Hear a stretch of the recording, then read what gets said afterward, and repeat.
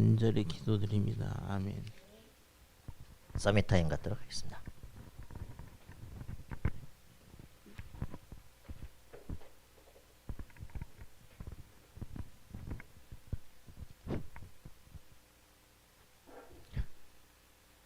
예, 오늘 제목은 속임수에서 빠져나오는 방법. 뒤에 그림 보시면 사람 안에 이제 뱀 그림 있죠?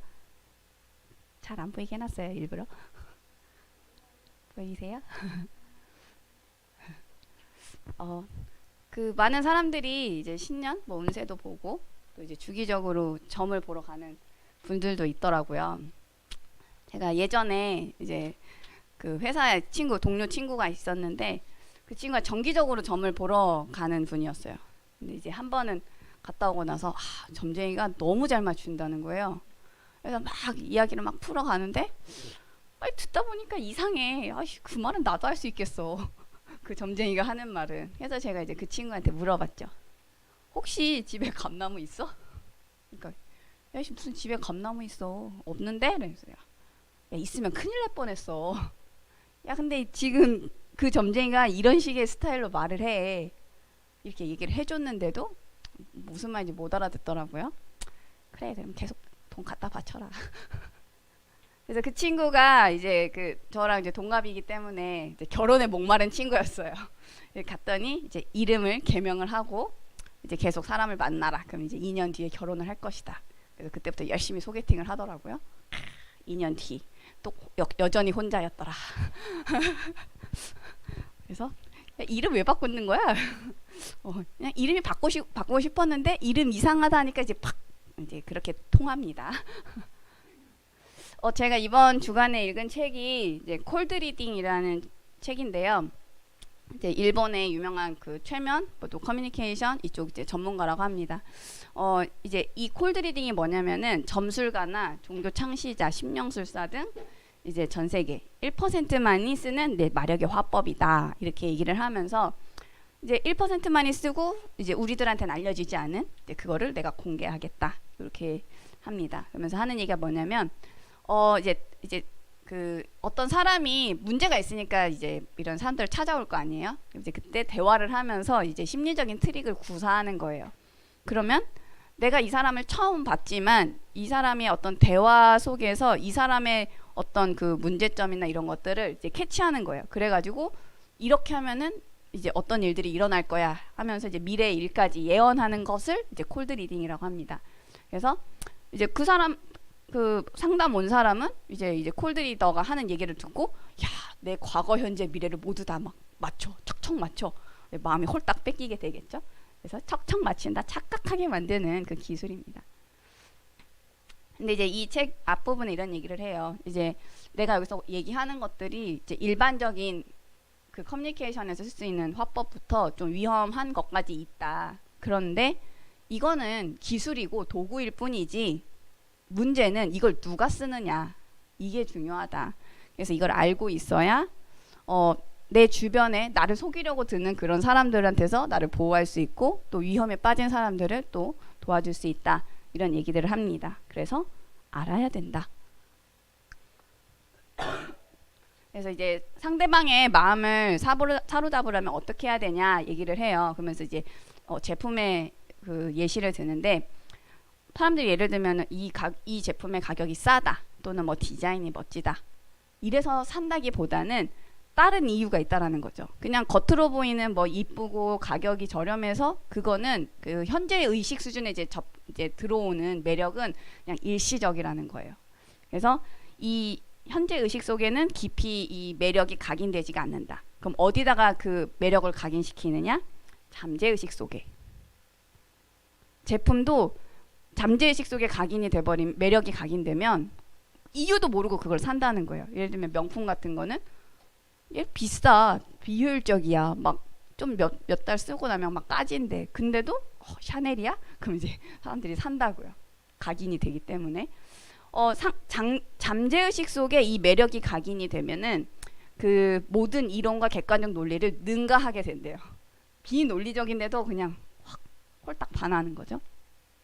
그래서 콜드 리딩은 기본적으로 잠재의식, 그러니까 현재 의식에서 내가 지금 하고 있다라는 못 느끼도록 아주 교묘하게 이제 은밀하게 하는 이제 기술들을 얘기합니다. 그래서 제일 첫 번째 해야 되는 게 라포 형성이라고 합니다. 그래서 이제 기본 5단계의 첫 번째가 이제 라포 형성인데 이거를 알고 있어야 되는 이제 두 가지 상황이죠. 내가 설득 당하는 상황일 때 누군가 나를 이제 커뮤니케이션을 통해서 이제 자기가 원하는 거를 이제 저한테 이렇게 할 때 내가 줏대 있게 반응을 해야겠죠. 이 사람이 하는 어떤 의도나 이런 것들을 파악해야겠죠. 그래서 이런 기술들을 알고 있어야 된다. 그리고 내가 이제 현장에서 또 영업을 하거나 뭐 이제 이렇게 사람들을 대해야 되는 그런 다양한 상황 속에서 내가 어떻게 저 사람을 설득할 수 있을까? 이런 이제 두 가지를 놓고 우리가 이제 이런 기술들을 좀 알아둘 필요는 있겠다 생각을 했습니다. 이제 5단계는 이렇게 됩니다. 먼저 라포를 형성을 하고요. 그 다음에 이제 스톡 스킬이라는 게 있어요. 이걸로 이제 간단한 대화 스킬인데 이걸로 신뢰를 쌓고 그 다음에는 상대가 갖고 있는 주제 그 고민이 무엇이냐 이거를 이제 파악하고 그 다음에는 이제 넓게 파악된 그 고민을 점점 좁혀가서 진짜 고민이 무엇이냐 찾아내고 이제 그걸 가지고 이제 미래를 예언하는 것까지 이 5단계로 이루어집니다. 먼저 라포를 형성할 때는 아까 얘기한 것처럼 현재 의식이 아니라 그 잠재 의식에다가 각인을 시켜야 돼요. 그래서 다른 사람이 나를 이제 좋아하게 만들려면 제일 먼저 내가 저 사람한테 마음을 열어야 된다는 거예요. 예를 들면 내가 물건을 팔러 갔을 때 이 제품에 대해서 내가 먼저 확신을 갖고 있어야 저 사람도 확신을 가질 수 있다는 거예요. 대부분은 이 제품 나 별론데 쟤한테는 팔아야지 이렇게 생각하니까 안 팔린다는 거죠. 그래서 내가 먼저 갖고 있는 이게 내가 확실하다, 이거 증거다, 나는 이거 당신도 꼭 필요해 이런 마음이 있어야 저 사람도 여기에 한번 들어볼까 이렇게 이제 통하게 된다 이런 얘기들을 합니다. 그래서 자기 확신을 갖는 게 자신감이다 이런 얘기들을 하고 있고요. 그 다음에 이제 스톡 스필은 뭐냐면 예를 들면은 뭐 혈액형 A형, B형, 뭐 O형, AB형 그 안에 이렇게 어떤 얘기들이 있거든요. MBTI 이런 거 안에 얘기들이 있거든요. 실은 근데 앞에 얘기 떼고 뒤에 거 들으면은 그냥 일반적으로 사람들이 다 해당이 돼요. 근데 그걸 들었을 때 저거 내 얘기 같아 이렇게 이제 드는 그런 얘기들을 하는 겁니다. 뭐 예를 들면 이런 게 있어요. 여러분 그 이제 상담 왔을 때 동정이 가족 때문에 좀 걱정이 좀 있죠? 어떻게 알았지? 근데 이제 동정이가 막 이거저거 다 해봤겠지만 잘 안 됐을 거예요. 근데 너무 낙심하지 말고 좀 기다려요. 이렇게 하면은 이제 거의 한 70-80%는 맞더라. 이제 이런 식의 얘기들을 하는 거를 스톡 스필이라고 합니다. 근데 이제 이 스톡 스필을 할 때 중요한 거는 이 사람이 사소한 거라도 예스라는 긍정적인 반응이 여러 번 나오게 유도를 하는 거예요. 그래서 예를 들면 동정이 가족 때문에 고민이 많네. 또는 뭐 가족과 돈 때문에도 약간 고민이 있는 것 같네. 관계가 좀 문제가 있네. 이러면 이제 어떻게 알았지? 이렇게 빨려들게 됩니다. 그래서 신뢰를 이제 얻는 거죠.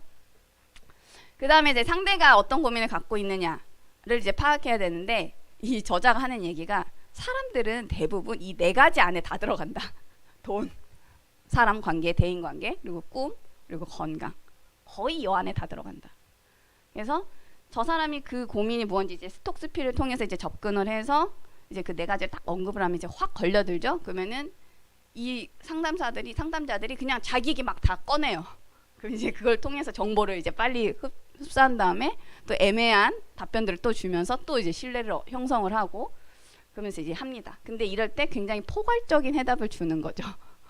자, 시간이 다 해결해 줄 거야, 동정아. 뭐 이런 식으로. 당연히 해결해 주겠지.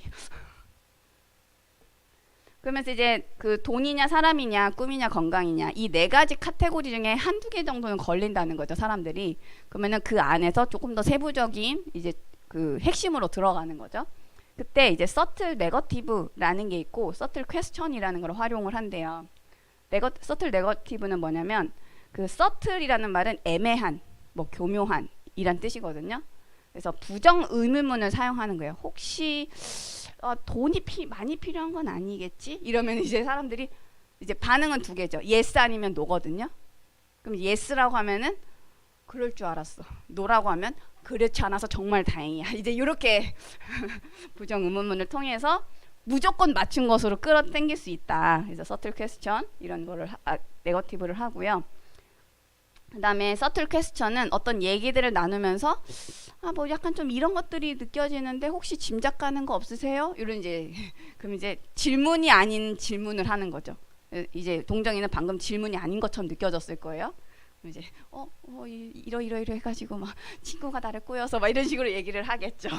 네, 그런 식으로 고민의 범위를 점차 좁혀 나갑니다. 그러고 나서는 이제 절대 빗나가지 않는 예언을 해줘요.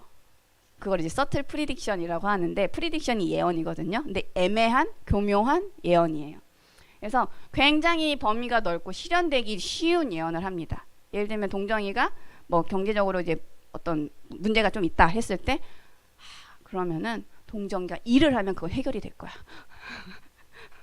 네가 움직이면 해결이 될 거야. 그리고 사람을 만나서 문제를 어떻게 해결해서 찾아보고 하면은 해결이 될 거야. 그리고 빨리 일을 더 밤낮 쉬지 말고 일을 하면 이 문제는 자동으로 해결이 될 거야. 그런데 잘 안 되겠지. 그런데 네가 마음을 먹으면 해결이 될 거야. 막 이런 식으로 이제 예언을 해주면은 내가 일을 해야 되는구나. 움직이게 만들겠죠. 그러면서 이제 예언이 성취가 되겠죠. 움직여야 되는구나. 진짜 돈을 벌면 돈을 갚겠죠. 그래서 이제 예시로 들어온 게 뭐냐면 제법 큰 돈이 들어오겠네요. 근데 주의 깊게 살펴보지 않으면 놓칠 수 있으니 조심하세요. 당연하지. 이런 것들을 이제 구사를 한다고 합니다. 뭐 이제 점쟁이들이 대부분 이런 식으로 많이 한다고 하고 이제 뭐 종교 단체, 뭐 이단, 뭐 교주들 이런 식으로 합니다. 근데 이제 이 저자가 하는 얘기는 이런 이제 기술을 가지고 일상생활에 좀 응용하는 것들 이제 여러 가지를 좀 소개를 했는데 그 중에 하나를 이제 영업에다가 만약 영업사원이에요. 그럴 때는 어떻게 하냐? 우선 라포 형성을 해야죠. 그 사람의 관심사나 이런 것들을 이제 쭉 해서 어떻게든 연결을 시키는 대화를 풀고요. 그다음에 굉장히 이제 폭넓은 주제를 가지고 신뢰를 쌓고 그다음에 내가 이 제품을 파는데 이 사람이 만나러 왔다면 그거와 관련된 제품이 필요한 상황이겠죠. 이제 그렇게 고민의 주제를 이제 좁혀가고 그다음에 조금 더 구체적으로 이제 제안을 하고 이제 그 다음에 저와 만나게 되면 이런 새로운 것들을 드릴 수 있으니 만나시죠. 이렇게 이제 만남을 지속적인 만남을 연결하는 것까지 응용을 할 수 있다라고 합니다. 그러면서 이제 뭐 여러 가지 얘기들 해요. 영어뿐만 아니라 뭐 서비스직에서 사교 모임에서 뭐 취업 면접을 간 데서 뭐 해야 되는 당장 쓸 수 있는 어떤 기술들을 여러 가지 얘기를 하는데 그 중에 하나는 이제 조금 우리가 알아두면 좋겠다 싶어서 제가 뽑아왔는데 거절을 해야 되는 상황이 생겨요. 우리가 여러 가지 이제 일을 하다 보면은 맨날 거절하면은 안 듣겠죠. 사람들이 신뢰를 안 하겠죠. 근데 신뢰가 형성되어 있는 상황에서 내가 어떻게 상대방에게 이제 정중하게 거절할 수 있을까? 대부분은 그 노라고 하기가 어렵죠. 예를 들면 회사에 있거나 또는 이제 사업을 운영을 하고 있다면은 노라고 얘기하기가 쉽지는 않아요. 근데 그거를 내가 거절하지 못하고 만약에 다 수용을 하게 되면 이 사람은 괜찮은 사람인데도 불구하고 일이 이제 꼬이기 시작하는 경우가 발생을 합니다. 그래서 그거를 조금 사전에 좀 조절을 해야 된다라는 이제 얘기들을 하는데요. 그때 쓰는 단어가 하지만 이라는 아주 위력적인 단어를 써야 된다. 이렇게 얘기를 합니다. 어떤 앞에는 yes라는 말을 하고요. 그다음에 중간에 하지만 그러면 yes인데 뭐 이거 뒤에 합니다라는 식으로 하면은 전체적인 문장은 거절인 하겠다는 의미인데 그 뒤에 그 문장 뒤에 숨어 있는 의미는 거절이라는 거죠. 그래서 예를 들면 뭐 부장님이나 상사가 오늘 오후에 나 대신 어디 좀 회의에 참석할 수 있겠나 이렇게 했을 때 이제 제가 이렇게 대답하는 거죠. 네, 알겠습니다. 근데 지금 제가 이거 하고 있는 거 요거 마무리하면 그때 참석할 수 있을 것 같습니다. 이러면 이제 부장님이 자네도 바쁘군. 그럼 다른 사람한테 빨리 부탁해야겠네. 이제 이렇게 한다는 거죠. 그래서 대화를 봤을 때는 yes예요. 참석하겠다. 근데 조건이 붙었죠. 그러니까 상대방이 얘가 참석할 수 없겠구나 라고 잠재의식 속에 이렇게 메시지를 넣는 거죠. 또 하나의 예를 본다면 같은 말인데 하지만 앞뒤로 어떻게 배치가 되느냐에 따라 이게 달라진다는 거예요. 예를 들면 출세도 좋지만 제게는 취미생활도 소중합니다라고 했을 때는 하지만 앞에 있는 문장이 이제 위력이 사라진다는 거예요. 뒤에 문장이 이제 세지는 거예요. 그럼 이 사람은 취미생활을 더 강조하는 애구나 이렇게 느껴지는 거죠. 일에 대한 의욕이 없구나. 근데 B 사람에 보면은 취미생활도 좋은데 저는 출세도 하고 싶습니다. 이 친구는 일에 대한 성취 욕구가 대단하군. 똑같은 말이에요. 출세도 하고 싶고 취미생활도 하고 싶다는 뜻이에요. 근데 하지만 뒤에 뭐가 붙었냐에 따라서 달라진더라. 그러면은 이런 것들을 내 상황에서 어떻게 적용해서 할 수 있을까를 좀 고민해야겠죠. 근데 이런 걸 너무 자주 하면은 이제 신뢰가 떨어지긴 하겠죠.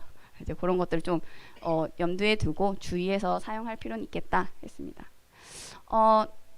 제가 앞에서 얘기 드리면은 이제 뭐 점쟁이나 또는 주변 사람들에게 세뇌당하지 않기 위해서 자연스럽게 내 막 이제 끌려가지 않기 위해서 어떻게 주의해야 될 것이냐, 또는 내가 다른 사람들과 상대방을 설득할 때 어떻게 해야 되느냐, 이런 것들을 뭐 약간은 참고는 할 수 있겠지만 조금 사기꾼스러운 게 좀 많이 있으니까 좀 주의를 할 필요는 있고요. 이거를 가지고 우리가 개인의 영적 상태에서 좀 점검해야 될 게 있겠다 싶었습니다. 그래서 영적 속임수에서 어떻게 빠져나올 수 있을까? 지금 23년도 들어오면서 계속 세 가지 세계관을 얘기하고 있습니다. 첫 번째는 이 세 가지 세계관은 우리가 그 시중에 나와 있는, 세상에 나와 있는 책들을 봐도 얘기하지 않는 세계관이에요. 성경에서만 말하고 있는 세계관이다. 뭐냐? 세상 나라가 있다. 우리가 눈에 보는 현실은 세상 나라예요. 근데 그 뒤에 사단의 나라가 있다. 그리고 하나님의 나라가 있다. 이 세 가지 세계관을 보고 우리가 현실에서 보이는 이 문제들을 다 재해석을 해야 된다.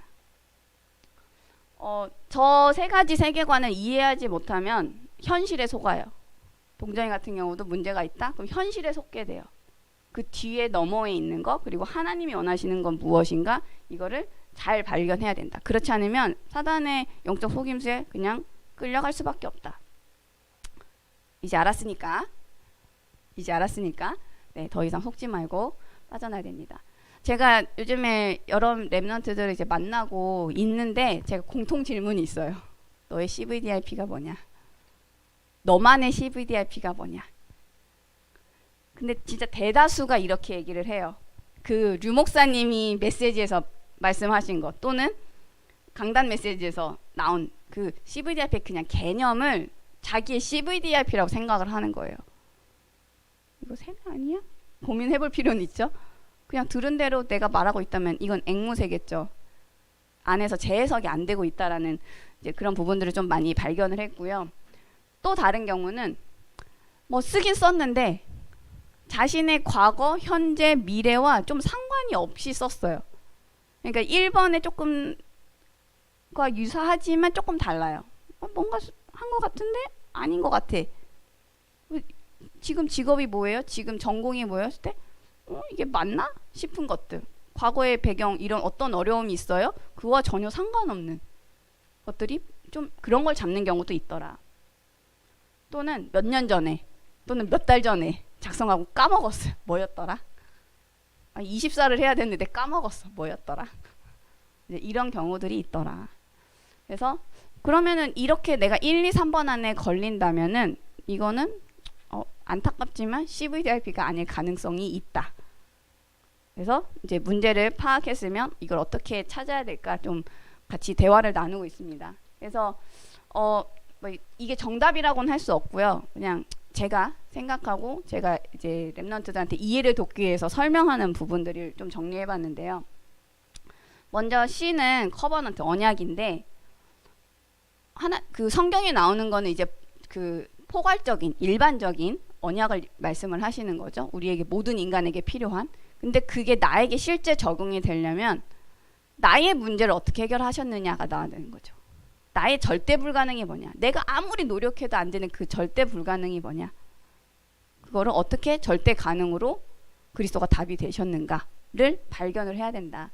그래서 제가 어떤 질문들을 던지냐면 이제 친구들이 담의색을 써오고 하면은 너의 가문의 영적 문제, 네가 직접 썼으니까 영적 문제 뭐야? 그럼 이제 얼추 몇 개는 얘기를 해요. 그리고 이제 발견하지 못하는 것들은 제가 조금 도와주고, 그리고 이런 사건들을 통해서 너에게 각인되어 있는 그 상처는 뭐야? 잠을 이제 자려고 누웠을 때 막 눈물이 저절로 막 흘러내리는 그 상처는 뭐야? 하면은 얼추 몇 개가 나옵니다. 그럼 그거에 대해서 왜 그리스도가 답이 안 되고 있느냐? 하면 애들이 멍 갑자기 땡 뒤통수 한 대 맞은 것처럼 땡 이렇게 사고가 정지가 돼요. 그러면은 아니 다 이루었는데 왜 다 안 이뤘어? 왜 네 문제만 쏙 빼고 다 이뤘어? 왜 이래? 그 문제를 어떻게 해결하셨는지 너의 사고가 전환이 돼야 돼. 재해석이 돼야 돼. 이런 얘기들을 하고요. V는 비전이죠. 너의 문제가 발견이 되면 그 문제, 똑같은 문제를 가지고 있는 사람들이 세상에 너무 많더라. 그럼 그 사람들을 살려야겠다. 그게 세계복음화다. 네, 이런 얘기들을 좀 하고요. 그럼 네 당장 옆에 그런 비슷한 사람들이 있냐? 있죠. 제가 우울증에서 딱 내가 이 우울증은 사단이 조종을 하는 거구나 딱 깨닫는 순간 와 회사에 다 우울증이야. 그전에는 보이지 않았던 사람들이 다 우울증이 우리 가족 우와 교회 우와 왜 이렇게 많아. 내 눈이 그렇게 가려져 있었구나. 근데 이제 보이는구나. 비전 보이는구나. 그 다음에 이제 D는 드림이죠. 꿈인데 CV 언약에서 나온 이제 그 비전이 내 달란트와 어떻게 연결이 되느냐라는 부분들을 좀 생각하도록 합니다. 그래서 너가 지금 하고 있는 것 또는 너가 좋아하는 것 또는 너가 몰입했을 때 즐겁게 할 수 있는 것 요것들이 그 문제를 해결하는데 쓰이는 도구다. 그걸 통해서 꿈을 찾아라. 그래서 그거를 24해라. 그리고 이미지는 이제 형상이죠. 예전에 막 상상 아니냐 했는데 이제 뭐 형상이다 이렇게 하면서 이제 형상이 나왔는데 창세기 1장 27절 그 26장 우리의 형상을 따라 그게 이제 27장 우리에게 주셨잖아요. 그걸 놓쳤는데 이걸 어떻게 다시 회복할 거냐를 이제 하는 거죠. 그래서 지금 실은 25가 이 24를 가진 자가 25를 어떻게 누리느냐, 형상을 어떻게 회복하느냐를 얘기하는 거겠죠. 그래서 양자가 상속자 정복자가 되려면 어떤 길을 가야 되느냐, 뭐에 집중해야 되느냐, 어떻게 보좌의 능력, 시공간 초월, 237 빛을 내 것으로 만들 수 있겠느냐. 그래서 제가 생각하는 부분은 내가 영적 상태를 계속 놓치지 않도록 하는 것, 그리고 내 전문성을 24로 지속할 수 있는 그것은 무엇이냐, 이런 얘기들을 좀 하고요. 프랙티스는 이제 여러 뜻이 있죠. 뭐 실천, 그리고 연습, 뭐 작품, 뭐 이런 뜻이 있는데 내가 남겨야 될 작품, 그리고 내가 남겨야 될 시스템인데, 그럼 네가 CVDI를 가지고 꾸준히 남겨야 되는 피스가 뭐냐? 피스가 한 100만 개, 1000만 개는 돼야 거기서 마스터피스가 몇 개 나오는데 어떻게 백발백중이겠냐? 피카소도 막 수백 개, 수천 개의 작품을 만들어서 거기서 몇 개가 막 몇 억씩 팔리는 건데 네가 뭐라고? 약간 혼도 내고 그래서 어떤 피스를 계속 만들어낼 거고 또 거기서 어떤 마스터피스가 나오길 원하느냐, 이제 그런 것들을 한번 정리해보자. 그리고 네가 언젠간 죽겠지? 그 뒤에 계속적으로 돌아갈 수 있는 어떤 시스템은 무엇이겠느냐, 이런 얘기들을 합니다. 그래서 제가 이제 전에 썼던 제 CVDIP인데 저는 이제 담에색 쓰고 제 거 이제 분석을 하고 하면서 로마서 16장 25, 27절을 이제 붙잡고 이렇게 썼었는데요. 실은 진하게 쓴 글씨를 쓰는데도 1시간 넘게 걸렸어요. 저 5문장을 쓰는데도. 근데 최대한 간결하게 썼죠. 왜냐면 기억을 잘 하기 위해서. 근데 막 애들이 써온 거 보면은 막 2줄, 3줄이야. 이거 어떻게 기억해? 그러니까 잊어먹지. 간결하게 써라. 그래서 제 영적 문제가 있었단 말이에요. 저 이제 괄호에 써놨는데 그 해답은 오직 그리스도밖에 안 되더라. 내가 발버둥 치고 막 이거저거 다 해봤는데 안 되더라. 그때 이제 제가 100기를 들었고 그 내 문제를 해결하기 위해서 세계관을 치유해야 되겠구나. 영적 문제 치유하려면 나의 세계관이 바뀌어야 되겠구나. 내가 세상을 보는 눈이 완전 썩어 있었어. 이거 빨리 그럼 안경 갈아 껴야지. 그래서 그거를 다른 사람들의 세계관도 바꿔주는 생각 전환을 하는 이제 그런 걸 해야겠다. 그러면서 제가 이렇게 보니까 이제 저희 목사님이 이제 엘리트 영적 문제 치유를 하신단 말이에요. 그래서 그러면은 나도 나 같은 자 대학 멀쩡하게 나오고 대학원도 가고 막 하는데 머리는 똥멍청이야. 책이 안 읽혀. 그러면은 나 같은 사람 놓치고 있는 애들 살려야겠다. 근데 이제 거기서 이제 로마서 16장 그 메시지인데 선지자들의 글과 하나님의 명을 받아 선지자들의 글과 앞에 계셨던 선배님들이 뭔가 이런 작품들을 남겨놓으니까 후대들이 그걸 보고 배웠구나. 그래서 그게 성경이고 이런 책들이구나. 뭐 그거를 나도 남겨야겠다. 다른 애들이 볼 수 있도록 이제 그래서 이제 그거를 해야겠다 이제 생각을 했고요. 그다음에 이거를 내가 잘 모르니까 그럼 어떻게 해야 될까?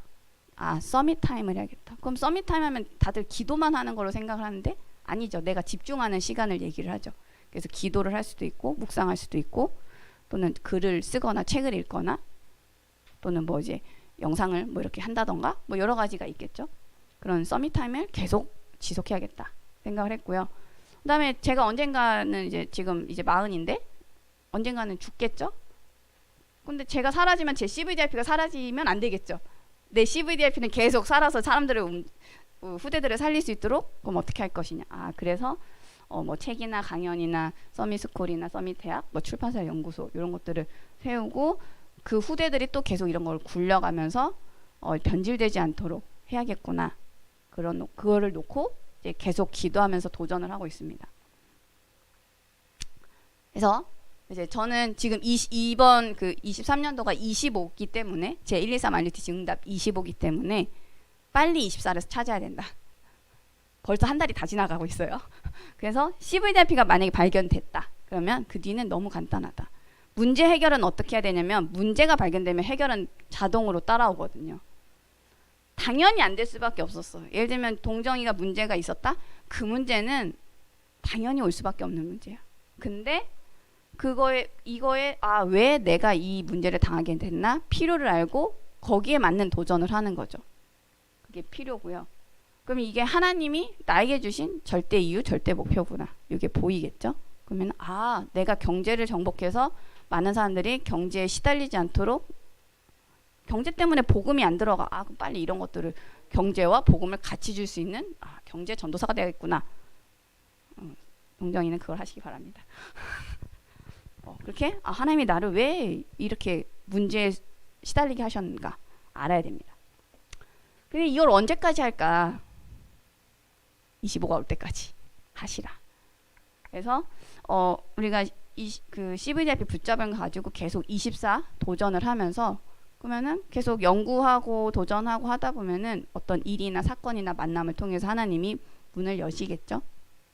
제가 지금까지 한 4년 5년을 그냥 계속 지속만 했는데 이제 최근에 이렇게 또 이제 문이 열리고 있더라고요. 그럼 이제 그거 보고 놀랄 필요도 없고 당황할 필요도 없고 그냥 만나면 내가 했던 거 그냥 그대로 알려주면 되겠다. 이런 생각을 하고 있습니다.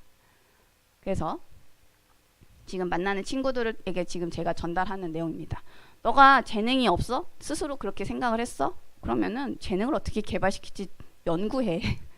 너 같은 자 살려. 꿈이 없어? 꿈을 없는 자들 어떻게 찾을지 그거 연구해. 그래서 너 같은 자 살려. 관계가 어려워? 소통이 잘 안 돼? 소통 전문가가 돼. 칭찬은 고래도 춤추게 한다는데 빨리 부모님 칭찬하고 주변 나를 도와주시는 분들에게 고맙습니다. 인사도 하고 그렇게 해서 너랑 비슷한 애들 살려. 지금 이렇게 진행을 하고 있습니다. 굉장히 간단합니다. 25를 타는 방법은 누리는 방법은 24를 발견하시는 거. 사단이 24를 발견하지 못하도록 속임수를 쓰고 있거든요. 이 배경을 알고 오늘 메시지 통해서 형상 회복하시고 393에 어떻게 내가 붙잡고 기도할 수 있는지 그거를 발견하는 시간 되시기 바랍니다. 감사합니다.